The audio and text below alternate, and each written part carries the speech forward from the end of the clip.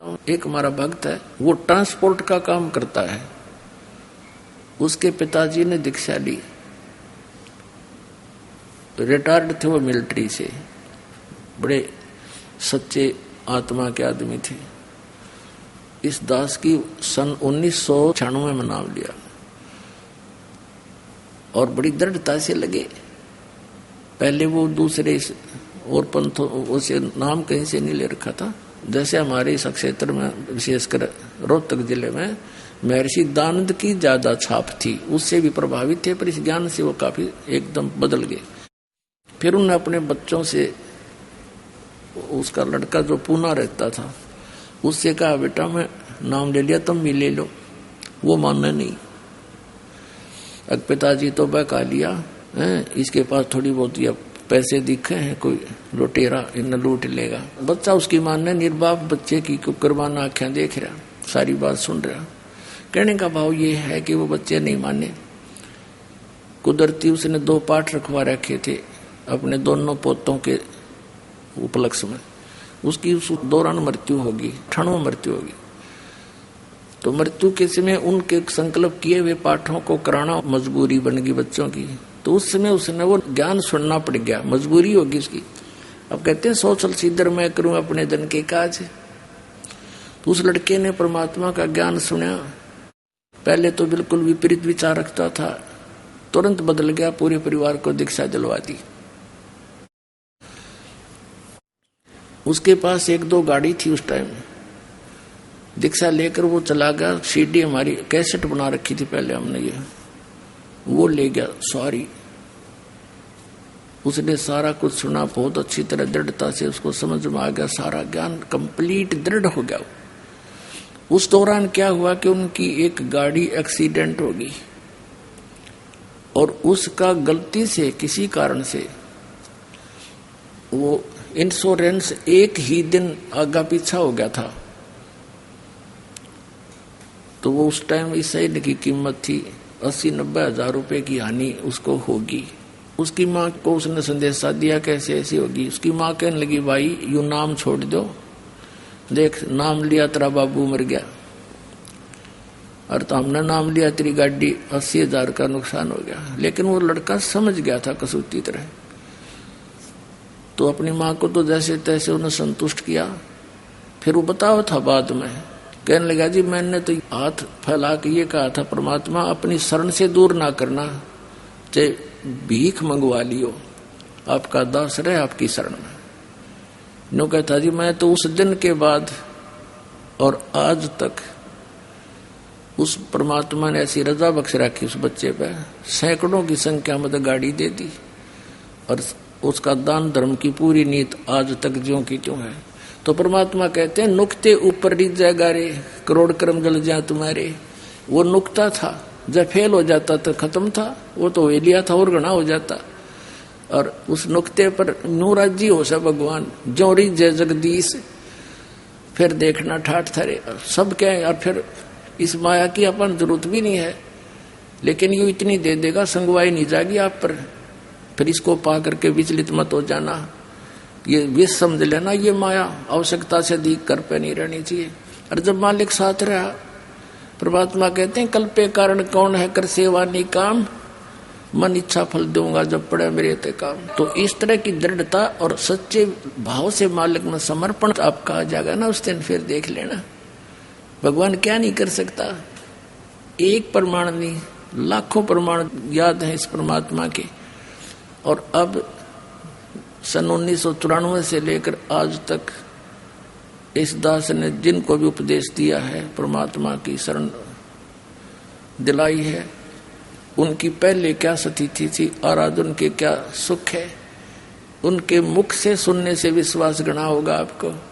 एक परिवार की कथा सुनने लग जाना, कान बहरे हो जाएंगे। जो पहली बार सुनेगा, उनके इतने सुख दे रखे परमात्मा ने। लेकिन उनको ये भी विश्वास हो चुका है कि हमने धन की जरूरत नहीं, हमारा धन तो ये है, हमारा नाम सुरक्षित रहे और काम नहीं कोई अड़े। काम नहीं अड़ेगा भगवान का, भगवान के बच्चों का काम अड़ गया, फिर भगवान की तरह गया। फिर घनी मांगने की जरूरत नहीं, इस पर बेमतलब डिमांड नहीं रखा करते। बेमतलब की डिमांड तो मन रखता है, आत्मा रखती है आवश्यकता की। तो आत्मा की जो पुकार है दाता सुनता है, इस मन की नहीं। मन तो काल का एजेंट है। तो पुण्यात्मा आप इस ज्ञान से पूर्ण परिचित हो जाओ, फिर देखना इसके ठाठ। आप देखो कितना धनी है, टेंशन खत्म नहीं। और आपने परमात्मा का बच्चा से सिंपल सा घर पर रहता हो तो उसको कोई टेंशन नहीं, क्योंकि उसको मालूम है कि समर्थ हमारे सिर पर बैठा है। से सौंप्या गुरुदेव को सफल होया यो शीस, नितानंद इस शीस पर आप बसे जगदीश। परमात्मा को सिर सौंपा। सिर सौंपना कोई काट के नहीं देना, समर्पित हो जाना। अब एक कथा सुनाता हूं आपको। ये सेऊ और सम्मन नाम के, सेऊ तो उनका पुत्र था, सम्मन पिता, निक्की उस सेऊ की माँ यानी सम्मन की पत्नी थी। वो दोनों मनियार का काम करते थे। नेक्की भी मनियारी का काम करती थी, चूड़ी पहनाया करती थी बहन बेटियों को, और वो मनियार भी। गरीब इतने थे, बहुत गिने, हैंड टू माउथ थे, विश्वास भगवान पर दृढ़ था, सत्संग बहुत सुन रखे थे परमात्मा के। अब वो जहां भी चूड़ी पहनाते थे बहनों में बैठकर, तो बहाना सा मिलाकर चूड़ियां भी पहनाते रहते, अपने भगवान की कथा भी सुनाते रहते। हमारे गुरुजी ऐसे हैं, हमारे गुरुजी ऐसे हैं, कबीर नाम है, उन्होंने ऐसे सिकंदर राजा के जलन का रोग था वो ठीक कर दिया। सिकंदर राजा ने एक गऊ काट दी थी बीचों बीच परीक्षा के लेने के लिए भगवान की, कि इसको जीवित कर दे, जब मानू तो किसा संत है, वो जीवित कर दी थी। यानी इस तरह की बहुत कथा सुनाया करते थे। तो वो बहनें उन दोनों का मजाक करा करती,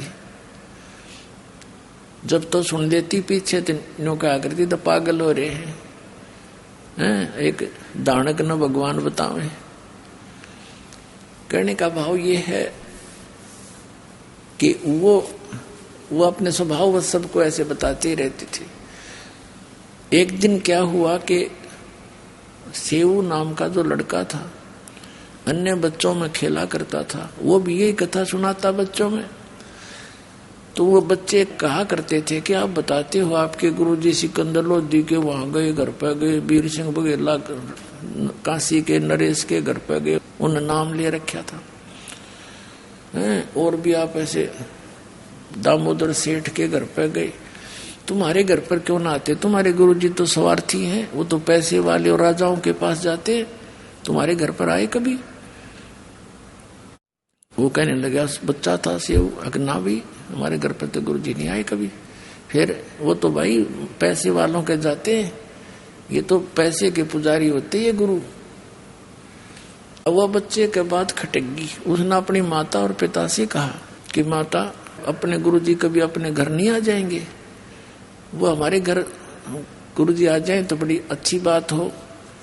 तो नेक्की और सम्मन दोनों कहने लगे बेटा, उनके तो लाखों सेवक हैं, और किस किस के घर में जाओगे, वो तो दूर थोड़े ही हैं, परमात्मा तो बेटा हमेशा साथ रहते। सेऊ आंखों में आंसू भर के कहता, माता जी बच्चे ऐसे ऐसे कह रहे थे, और एक बार गुरुजी आ जाना तो मैं उनको कहने जोगा हो जाऊं। अब देख आगे ना मेरे गुरुजी स्वार्थी नहीं है, मैं कहता हूं उनको पर वो नहीं मानते। ऐसे उनकी चर्चा हो ही रही थी, और नेक्की और सम्मन उनको समझा रहे थे बेटा हमारे साथ ही रहते, वो दूर थोड़े ही है, अब किस किस के घर जाएंगे गुरुजी ऐसे ऐसे। और उधर से ये एक कमाल नाम का लड़का 10-12 वर्ष का, उसकी मृत्यु हो गई थी, उसको जल प्रवाह कर दिया। कुछ कबीले ऐसे हैं जो ना दफनाते हैं, जमीन में नहीं गाड़ते हैं, ना जलाते हैं मुर्दे को, वो जल प्रवाह कर देते हैं। 4 प्रकार से दाग दिए जाते हैं इस बॉडी को, शरीर को। एक तो जमीन में दबा देते हैं, दूसरा सभा कर देते हैं, जला देते हैं, और तीसरा एक बड़ा सा मचान बनाकर ऊंचा सा पिलर उसके ऊपर डाल देते हैं, उसको पक्षियां खा जाते हैं, या जंगल में डाल देते हैं कि सुरक्षित स्थान। और चौथे प्रकार का जल प्रवाह कर देते हैं। कुछ ऐसे कबीले हैं तो उन्होंने उसको जल प्रवाह कर दिया मुर्दे को। और एक शेख तकी नाम का मुसलमान पीर था, सिकंदर लोधी, दिल्ली के बादशाह का। कबीर परमात्मा जी ने सिकंदर लोधी के जलन का रोग था, जिसने सब जगह इलाज करा लिया था, और सब ने ये कह दिया था कि ये आपके प्रारब्ध का कर्म है, आपको भोगना ही पड़ेगा, कोई इसका विकल्प नहीं। वो कबीर परमात्मा के आशीर्वाद मात्र से ठीक हो गया था सिकंदर लोधी। तो उस कारण से सिकंदर लोधी की आस्था कबीर परमेश्वर में घड़ी हो गई थी। और वो धार्मिक गुरु ईर्षा करने लग गया कबीर साहब से कि इसने तेरा स्थान ले लिया। वजीर दो और दो फकीर ये कभी आपस में मेल से नहीं रह सकते। तो उन दोनों का शेख तकी को एक आग सी लगी रहती थी, ईर्षा की अग्नि में वो जलता रहता था, किस प्रकार इस कबीर को नीचा दिखाऊं। और सिकंदर लोधी राजा तो इसको भगवान मान बैठे। तो शेख तकी ने कहा कि सिकंदर लोधी राजा, आपने एक हिंदू काफिर को गुरु बना दिया है, और मैं सब मुसलमानों को बताऊंगा कि राजा काफिर हो गया है और उसको गुरु धारण कर लिया है, हिंदू क्रियाएं करने लग गया है। अब सिकंदर लोधी दिल्ली के बादशाह को पता था कि इसकी बात को पूरा मुसलमान भारत का मानता है, क्योंकि वो पूरे मुसलमान धर्म का हेड था, मुखिया था। उसमें जनता होगी कि तो बात बिगाड़ेगा, जनता को विरोध कर देगा और तेरा राज्य जाएगा। चिंतित हो गया। कबीर साहब को पता चला, कारण बताया गया। तो कबीर साहब ने कहा, पूछ ले ये कैसे प्रसन्न होगा तेरा पीर। तब सिकंदर लोधी ने पूछा, पीर जी आप क्या चाहते हो? कि आप इसको भगवान मानते हो, कबीर को अल्लाह मानते हो? हमारे हजरत मोहम्मद जी ने एक गाय को जीवित कर दिया था, मेरे सामने कोई ये मुर्दा जीवित कर दे, मैं मान लूंगा ये अल्लाह की जात है। तो कबीर साहब ने कहा ठीक है भाई, कोई मुर्दा लिया शेख तकी, ला करता हूं कोशिश, जो हो गया था। अब शेख तकी कहने लगा मैं कहां से लाऊं, कभी टाइम आएगा जब देखूंगा तुझे। इतने में वो टेंशन, वो तो उसको बनी हुई थी सिकंदर लोधी के। परमात्मा टेंशन नहीं देख सकता अपने बच्चे की। दरिया के किनारे खड़ी ये बातें हो रही थी। दरिया के अंदर वो बहता हुआ मुर्दा 12 साल के बालक का आ रहा था। सभी ने देखा कि वो मुर्दा आ गया, मुर्दा आ गया। कबीर साहब ने, शेख तकी, कबीर साहब और सब जो अंगरक्षक थे राजा के, उनके साथ वहां गए हुए थे, वो सभी खड़े हो गए आगे भागकर। तब कबीर साहब ने कहा, शेख तकी पहले तू कोशिश कर ले, कदे बाद में नंबर बनावे मैं भी कर दूं।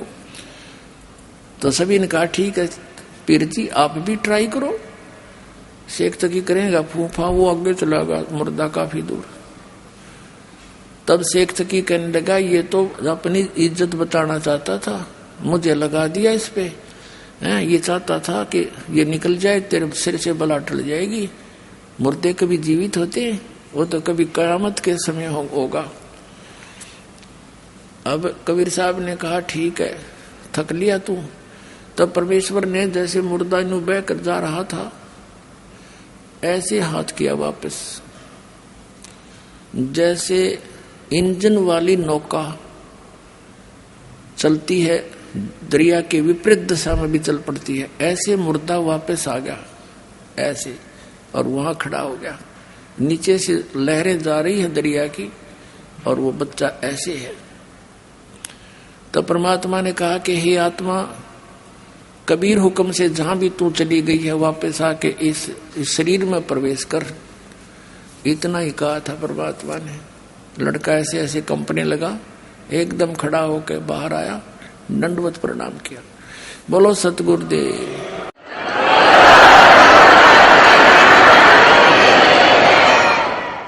अब सभी ने कहा कि हे परमात्मा कमाल कर दिया, कमाल कर दिया। कबीर साहब ने कमाल कर दिया। उस लड़के का नाम कमाल रख दिया। अब लड़के को आप पता नहीं मेरा कौन, मैं कहां से था, कौन था, भूल गया सारी पिछली।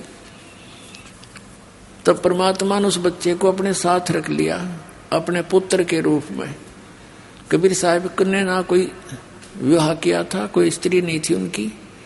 2 बच्चों को, मुर्दों को जीवित किया था। एक तो ये कमाल नाम का था, एक कमाली, उस शेख तकी की लड़की थी 12-13 वर्ष की, वो भी मर गई थी, मृत्यु को प्राप्त हो गई थी, कब्र में दबा रखा था। उस लड़के के जीवित होने के पर भी उसने संतोष नहीं हुआ शेख तकी ने। उसने सोचा ना बनी बात, ये तो और ज्यादा महिमा होगी। उसने सोचा कि मेरी लड़की कब्र में दबा रखी है और मेरे दोनों हाथों में लड्डू हैं, यदि लड़की जीवित होगी तो मेरी होगी, और हारेगा तो कबीर हारेगा, ना हुई तो ठीक से। तो उसने सारे मुसलमान धर्म को प्रेरित किया, अपने आसपास के जितने उसके दिल्ली के मुसलमान थे कि भाई राजा तो काफिर हो गया, ये हर वो हर सटपट मारी, अब क्या करें शेख तकी, पीर जी आप बताओ जो आदेश दो कि हम आपके साथ हैं। तो उन्होंने कहा राजा से हम पूछेंगे कि इससे कहो मेरी लड़की को जीवित करके दिखा दे, तब मानेंगे ये भगवान है। तो सारे बोलिए ठीक, क्योंकि हम इतने भोले सा हैं, एक नेता के पास से होकर मेरे को बंद करा दिया, हम सारी करने तैयार। वो अपना बेनिफिट देखता है, मूर्ख हमें बनाते हैं ये लोग। ऐसे ही हुआ, हजारों की संख्या में जनता पहुंच गई। राजा ने कारण पूछा, कारण बता दिया, फिर टेंशन होगी, सिकंदर लोधी को क्या तो बात बिगड़ेगी। तब कबीर जी को ये संदेश मिला, परमात्मा ने कहा कि ऐसे कहो, इसको कह दे तीसरे दिन इस लड़की को जीवित कर दूंगा, लेकिन आसपास के पूरे क्षेत्र में मुनादी करवा दो, अनाउंसमेंट करा दो कि ये तीसरे दिन कब्र से लड़की निकाल के जीवित की जाएगी। अब उसी समय से तो कि सारे ढिंडोरे पिटवा दिए और राजा ने आसपास सब जगह मुनादी करवा दी, अनाउंसमेंट। लाखों की संख्या में लोग, कोई हजारों की संख्या में लोग इकट्ठे हो गए, दर्शक, कब्र फुड़वा दी।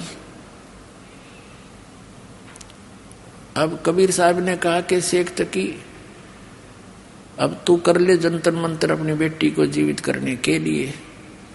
तो उपस्थित जन कहने लगे जी इसके पास कोई शक्ति होती है आत्मिक, तो अपनी बेटी ने कौन मरने देता है, आप ही कृपा करो। तो परमात्मा ने कहा कि हे शेख तकी की लड़की जीवित हो जा। नहीं कोई एक्शन हुआ। दूसरी बार फिर यही कहा, तीसरी बार फिर यही कहा कि हे शेख तकी की लड़की जीवित हो जा। लड़की जीवित नहीं हुई। तो शेख तकी ने भंगड़ा पा दिया, नाचा कूदा, देखा मैं कह रहा था ये झूठा है, ठग है, कोई मुर्दे जीवित होते हैं, देखो भैया, है ना। तब कबीर साहब बोले डट जा, रुक जा शेख तकी। अब देखो उस नालायक व्यक्ति ने अपनी बेटी की, अपनी पुत्री का जीवित होने का दुख नहीं, जीवित ना होने का दुख नहीं, कबीर साहब के आरण की खुशी मना रहा। तब परमात्मा ने कहा कि हे जीवात्मा, जहां भी चली गई है, कहीं पर भी किसी योनि में, वहीं से उस शरीर को छोड़ और इसमें प्रवेश कर, वहां से आर वापस आ। तुरंत परमात्मा के आदेश से तुरंत वो लड़की में एकदम कंपन हुई और वो लड़की जीवित होकर परमात्मा के चरणों में आकर दंडोत प्रणाम किया। बोलो सतगुरुदेव।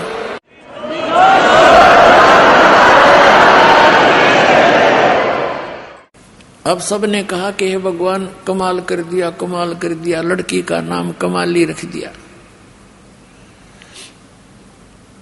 अब उस लड़की से कहा परमात्मा ने कि जा बेटी तेरे पिता के साथ।